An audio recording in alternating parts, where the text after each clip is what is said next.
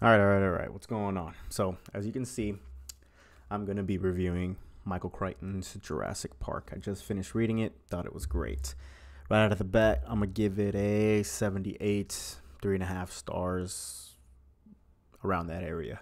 I feel like the tier system would be good enough to put all my books that I've read, but I need to figure out how I'm going to do that. So, anyway, let's get into this book. I liked it. It's not necessarily going to be a summary of the book. It's just the highlights and things that stood out to me while I read it. So in the beginning, I like the discovery of the dinosaurs in Costa Rica. The compies attacking people and the locals trying to find out what the hell is going on, and also the beach scene with this girl. It actually happened in the Lost World in the second movie, but it's one of the first things that happened in this book. Also, trigger warning, spoilers for anything that happens in this book. I'm gonna be talking about it. Anything that happens in the book is free game, even the ending. So if you don't want to get spoiled, click away. That scene really stood out to me in the book, because as soon as I started reading it, I was like, oh, I know what's gonna happen. Next, we got the compies eating the baby.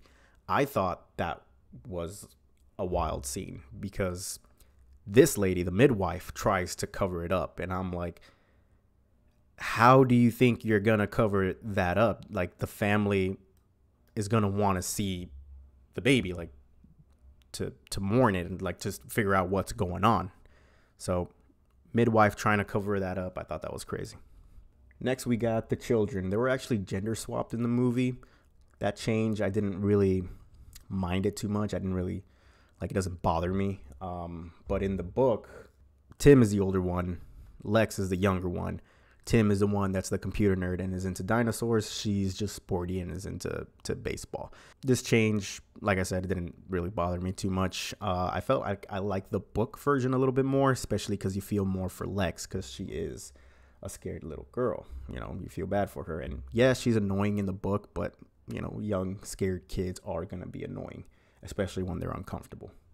Ian Malcolm, perfect casting. I can't picture anybody else that's going to play Ian Malcolm if they ever do decide to remake the movie. I don't know if like the casting directors nailed the casting or they just got lucky with Jeff Goldblum, because he knocked out of the park. Ian Malcolm, some of the quotes in the movie were word per word from the book. A little changes here and there, but it's nothing too bad. It's kind of like in Harry Potter, a little different. Like, I'm going to compare it to Harry Potter, even though it's going to sound weird. Just bear with me. I feel like the casting directors for Harry Potter nailed the casting, but for Jurassic Park, Jeff Goldblum, they got lucky, if that makes sense. And then, of course, the book, there's going to flesh out a lot more about chaos theory and how it's explained in the book. You can get more of a sense of what he's talking about. I like how he connects, just what we think as chaos and randomness is actually, if you look at it through like a bigger lens, it's going to be more predictable, inevitable, kind of like, Murphy's Law. Or is it Murphy's Law? Yeah, Murphy's Law. That's all. This is a kind of big-minded, not woke. That's kind of like a different kind of, it's like a negative term now, but like that's kind of like the big brain, red pill thinking in science fiction that I really, really like. And here's one of the examples of the quotes that they did in the movie. But life finds a way. And I think I put in my notes here. Yeah, he said the thing. So I thought that was pretty cool. Next is a little thing of a nitpick. I don't know why it bothered me so much, but I couldn't tell when it stopped raining. Like, after the T-Rex attack, the rest of the characters, when they're out at night, they just do stuff like it's not raining, and I thought it was raining the whole time. It never specifically said in the book like, oh, it stopped raining, or Tim noticed it stopped raining, or somebody. I don't know if it just went over my head, but that's like something that bothered me. Next thing that stood out to me was Arnold. He actually had more things to do and was more of an important role in the book than in the movie. And he kind of like plays an opposite role to Ian Malcolm with how he talks about the Malcolm effect or the chaos theory. Like, I got some of the quotes here in my Kindle. I really love Kindle for taking notes. I'm going to do this more often. This is all like after the fact. This is him talking about, his chaos theory, that it actually applies to mechanical science, not life-based science. Everything is moving, changing in a sense. Everything is always on the edge of collapse. It's inherently unstable. Malcolm is just another theoretician, and it's a feature in mechanical systems. A little wobble can get worse until the whole system collapses, but those same little wobbles are essential to a living system. They mean the system is healthy and responsive. Malcolm never understood that. So he's kind of like arguing against Malcolm, which kind of made me think like, hey, if it wasn't for Nedry, would Malcolm be wrong? And then I thought about it some more, and it's like, no, because the animals were still breeding and escaping the island. So the river part in the book is actually one of my favorites, because Alan and the kids are trying to get back to control after they get attacked by the T-Rex to begin with, and then they end up having to sneak past the T-Rex later on when the T-Rex is asleep. And of course, Lex has to cough and wakes up the T-Rex before they get in the river. They actually make it to the river, but what I liked about this part was that the T-Rex got into the river and was following them, and they described it like it was a crocodile and his head was like over the water. And that gave me the visual of when I saw Godzilla -1. This scene was one of my favorites in this movie, and reading that in the book just brought that visual to me. And I like, if they ever remake it, I want this scene to be in there. Another thing that really stood out to me, and this picture really encompasses it, is when Nedry died, and also when he gets found. But the way they describe his death scene was like very like dark, and that's one of the things where like, damn, that sucks. So I thought like that really sucks. And then when Muldoon and Geronimo find his body, they're like trying to get the weapons from the car, because he took the car that Muldoon was going to take. Muldoon is like, leave him, we have other things to take care of, which was pretty hardcore. But yeah, they have to try to save other people in the island. So next we got the aviary, which in the movies comes out in Jurassic Park 3. This is in the first Jurassic Park. It's Alan and Tim, they're crossing through the river right here, and then they get in here to try to look for like a radio or something. This part wasn't as action-packed as I thought it was going to be. Oh, this is a really good angle. But it's not as action-packed as I thought it was going to be, because, in Jurassic Park 3, it's like chaos. It was still really good. I like this picture right here.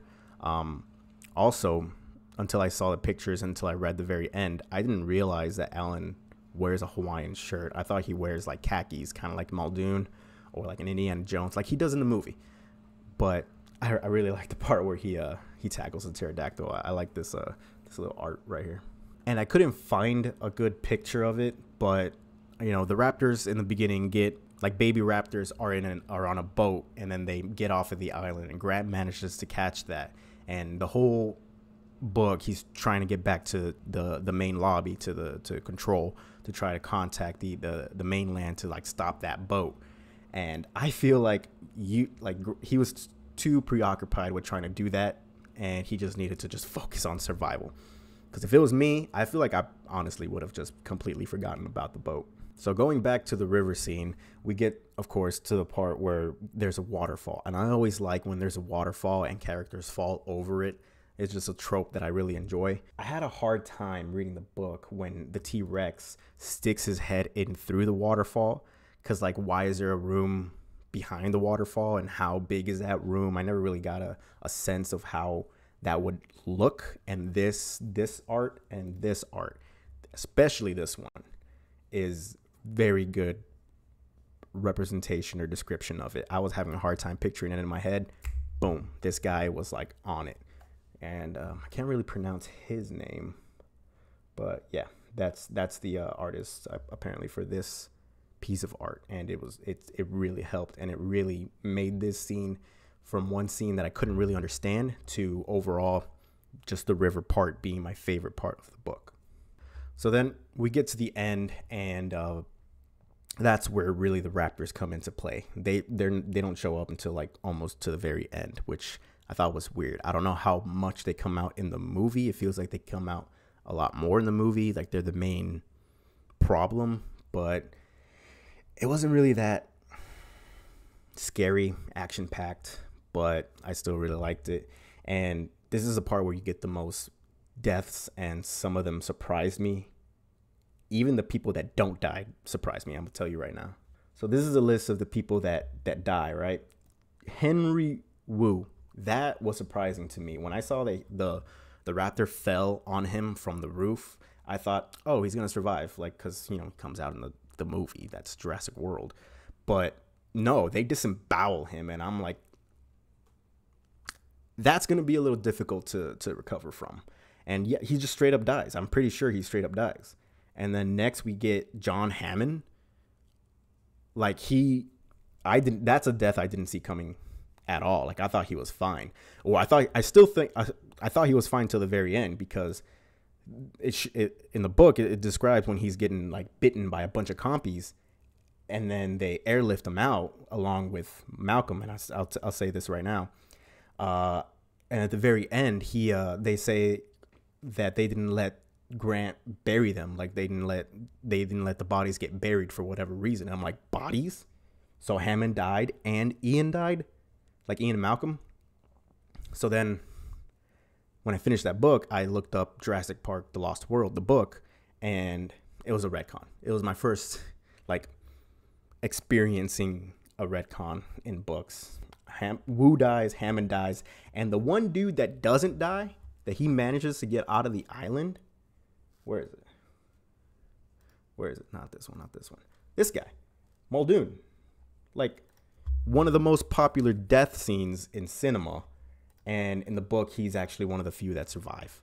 Like, he says clever girl. Like, I thought for sure he was dead. The whole time reading, oh, this is pretty good art. But the whole time reading it, I thought this guy was like, oh, okay, I'm waiting for the clever girl line. But that doesn't happen. That's strictly like a book thing. Yeah, Muldoon, Malcolm. And then the ending was a little bit flat for me. Like they just ended with, oh, some doctor goes up to Dr. Grant and says like, hey, you're not gonna be able to leave Costa Rica, I'm sorry. And then it just ends. Like, what? Like, I thought they were gonna like add something, or like a little sneak peek, you know what I mean? Like, not sneak peek, what am I trying to say? Like they were gonna do something like a post-credit scene in the book. I don't know, but it's like you can tell, or I don't know if this is what the author intended, but Michael Crichton. But I thought this was supposed to be just a one-off story, like a one-off book. And then he made Jurassic World. Yeah, I think he made Jurassic World after the success of Jurassic Park, the movie. So yeah, that's it. Jurassic Park, good book. I do recommend it. 78 because of the ending, really. When I figure out the tier system, I'm going to try to do that.